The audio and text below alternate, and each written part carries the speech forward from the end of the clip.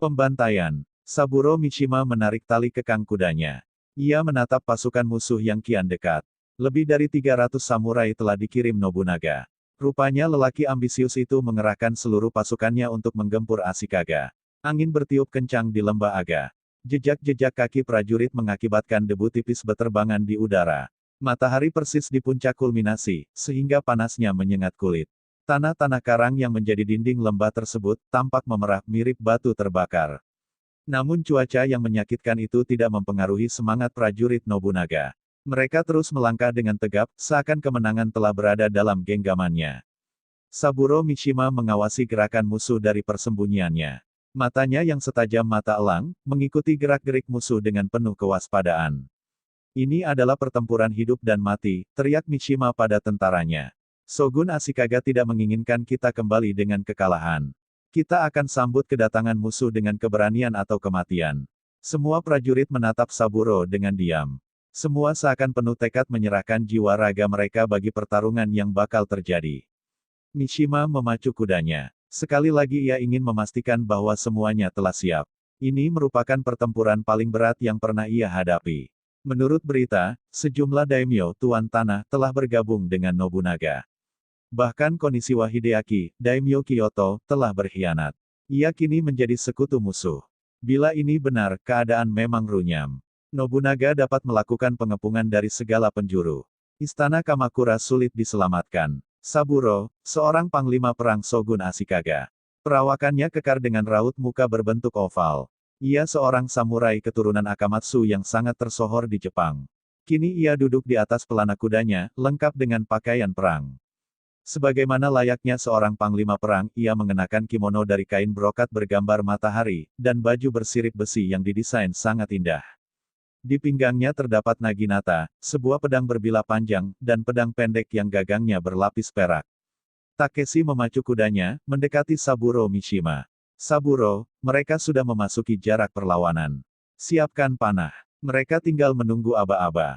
Tunggu dulu, aku ingin memastikan dapat menghancurkan mereka. Kita harus melakukan dengan cepat, sebelum mereka sampai di celah bukit, sehingga dengan mudah mereka menemukan tempat berlindung. Sebentar lagi kita akan hancurkan mereka. Kami semua menunggu perintahmu. Saburo Mishima tetap diam, menunggu. Ia berpegang teguh pada ajaran Sun Tzu, panglima perang yang memenangkan pertempuran adalah dia yang membuat banyak perencanaan sebelum peperangan dimulai. Panglima perang yang kalah adalah dia yang sedikit membuat perencanaan. Membuat rencana dan strategi adalah kekuatan menuju ke kemenangan sejati. Takeshi memutar balik kudanya. Ia memacu binatang itu menuju tempat perlindungan pasukan panah. Ada sekitar 60 pasukan panah di balik lembah Aga. Mereka telah siap dengan memasang anak panah di busurnya. Pasukan Saburo kini berada di atas bukit yang terlindungi hutan Azaela. Posisi ini sangat menguntungkan, karena dengan mudah mereka mengamati musuhnya. Pasukan Nobunaga sendiri, sekarang bergerak memasuki celah bukit. Mereka berada dalam posisi terjepit oleh lereng bukit dan hutan Azaela. Bagi seorang ahli perang, biasanya akan menghindari tempat-tempat seperti ini, karena mereka seperti memasuki perangkap musuh. Namun Nobunaga tahu tentara Ashikaga tinggal sedikit. Jumlah mereka tak mungkin dapat menghancurkan tentaranya. Karena itu tanpa perasaan takut, Nobunaga memerintahkan penyerbuan ke istana Kamakura. Kekuatan pasukannya tak akan mudah ditaklukkan oleh medan perang yang tidak menguntungkan. Saburo Mishima kini duduk tegak di atas pelana. Pandangannya lurus ke arah pasukan musuh yang bergerak mendekat. Bendera-bendera warna merah dan biru berkibaran tertiup angin. Gerakan mereka mirip segerombolan binatang yang menderap ke depan. Sinar mata mereka mirip mata serigala haus darah. Tiba-tiba terlintas di pelupuk mata Mishima, wajah istri dan anaknya, Izumi dan Kojiro. Mereka kini berada di tengah keluarga istana, menanti kabar tentang pertempuran ini. Bila pertempuran kali ini berhasil dimenangkan, bukan mustahil Ashikaga akan mengangkatnya sebagai daimyo, bangsawan Jepang yang sangat terhormat. Ia akan memiliki istana sendiri, pengawal sendiri, dan wilayah kekuasaan yang luas. Juga tanah pertanian yang akan memberinya kemakmuran. Tetapi sebaliknya, bila kali ini ia kalah, pertempuran ini akan menjadi jalan baginya untuk mati. Mati sebagai seorang pengawal Ashikaga tentu bukan hal yang remeh, apalagi memalukan. Hampir 10 tahun Saburo Mishima menjadi pengawal istana. Ia hidup di tengah kebahagiaan bersama anak dan istrinya. Izumi, seorang wanita asal Kyoto, telah memberinya seorang anak laki-laki bernama Kojiro. Selama ini ia hidup untuk 3 orang Ashikaga Izumi, dan Kojiro. Serbuan Nobunaga akan menjadi ujian bagi Saburo Mishima dalam melindungi orang-orang yang ia cintai. Nyawaku kupertaruhkan untuk ketiganya. Sebaiknya sekarang kita menyerang, tiba-tiba Takeshi menyadarkan Saburo Mishima dari lamunan. Apabila mereka melewati celah itu, kita akan sulit menekan pertahanannya. Baiklah, mari kita hancurkan mereka. Saya akan menggerakkan pasukan dari belakang. Terobos langsung ke jantung pertahanan mereka, kata Saburo mengingatkan. Hanya satu cara yang akan membuat kita memenangkan pertarungan ini.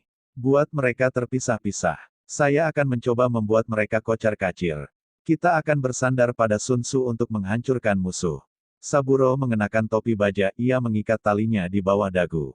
Kemudian mencabut pedangnya. Cahaya matahari berpendar berkilauan di bilah pedang Akamatsu itu. Kini Saburo melihat pasukan Nobunaga memasuki lembah. Apakah sudah ada berita dari selatan? Belum, jawab Takeshi. Seharusnya sudah ada kurir yang kemari. Aku khawatir Takeda mengalami kesulitan. Kita tidak harus memikirkan mereka. Sekarang yang harus kita pikirkan bagaimana caranya menghancurkan musuh di depan kita. Saburo Mishima melirik Takeshi, ia merasa tersindir dengan ucapan lelaki itu. Karena itu ia segera mengangkat pedang, lalu berteriak memberi komando. Serang! Ratusan anak panah beterbangan menghujani pasukan Nobunaga. Anak panah itu mirip hujan deras. Jerit kematian segera terdengar. Tubuh-tubuh bergelimpangan dengan erangan sekarat yang memilukan. Sergapan tak terduga itu telah menimbulkan kepanikan pada musuh. Kesempatan ini tak ingin disia-siakan oleh Mishima. Ia segera memerintahkan pasukan berkuda yang berada di belakang untuk menyerang.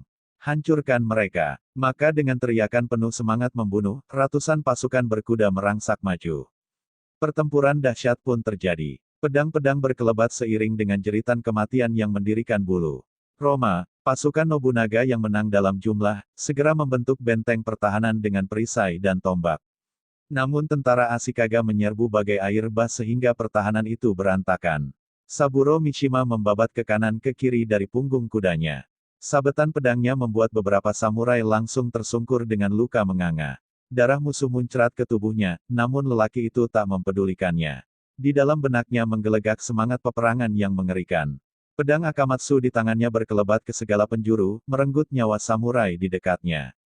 5 orang samurai menghadang Mishima, mereka mengepung dengan tekad untuk membunuhnya.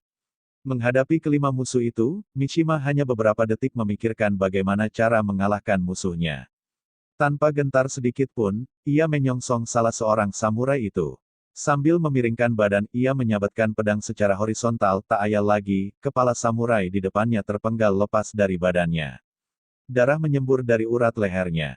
Tubuh itu ambruk ke tanah, berkelojotan, lalu mati. 4 samurai yang lain segera memburu. Dengan gesit Mishima menarik kekang kudanya, ia segera melaju ke arah musuhnya. Salah seorang samurai menyabetkan pedang, dengan cekatan ditangkis, dan sebelum musuhnya berbalik, Mishima telah memutar kudanya kemudian mengayunkan pedang sekuat tenaga, terdengar suara menjerit ketika tubuh musuhnya ambruk ke tanah. Samurai yang ketiga menghadang dengan tombak, Mishima berkelit ke kanan, di saat bersamaan ia menikam samurai itu dengan kekuatan penuh. Terdengar lengkingan menyayat ketika mata pedang Mishima menembus leher musuhnya. Saat pedang dicabut, darah menyembur keluar bagai anak sungai. Sedetik berikutnya, tubuh samurai itu roboh ke tanah. Saburo Mishima memutar kembali kudanya, kemudian seperti angin taufan, ia menyerbu ke arah musuh-musuhnya. Dengan tebasan yang sangat kuat, tombak samurai yang menghadangnya patah 2. Samurai itu langsung mencabut pedang, namun di saat bersamaan Mishima telah menebas dari samping. Sabetan itu demikian kuat, sehingga musuhnya tak dapat merasakan pedang tersebut telah merobek perutnya. Ketika ia mengerahkan tenaga untuk menyerbu, tiba-tiba ususnya terburai keluar, tubuhnya lemah, kemudian ia rubuh ke tanah.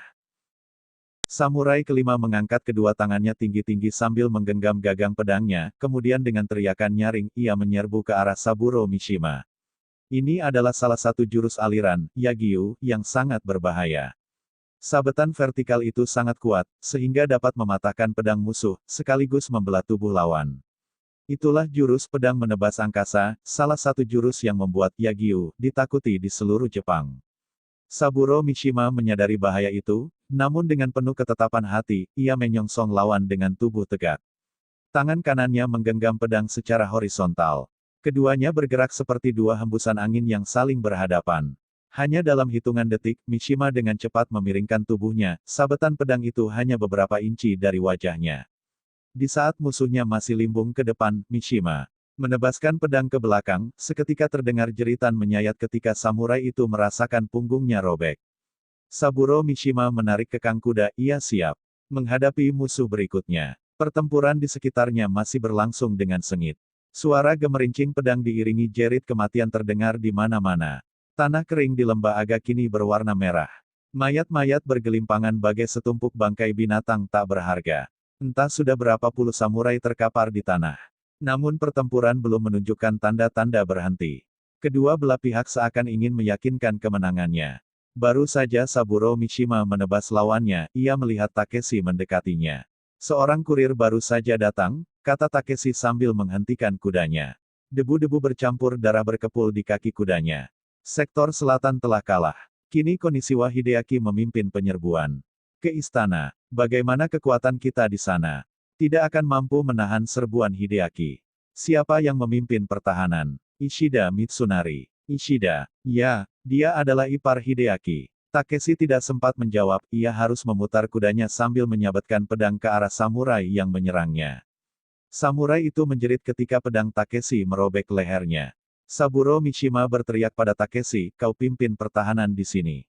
Aku akan kembali ke istana untuk menyelamatkan mereka. Baiklah. Segeralah kamu ke sana, nanti aku akan menyusul. Kau harus tahan musuh di sini, ujar Saburo sambil memutar kudanya. Aku membutuhkan waktu untuk menguasai keadaan di istana. Jangan khawatir, aku akan pertaruhkan kepalaku untuk pertempuran ini. Kuharap kita masih bisa bertemu, Takeshi.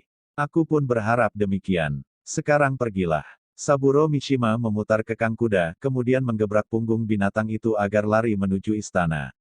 Ketika sampai di atas bukit, Saburo Mishima menghentikan kudanya.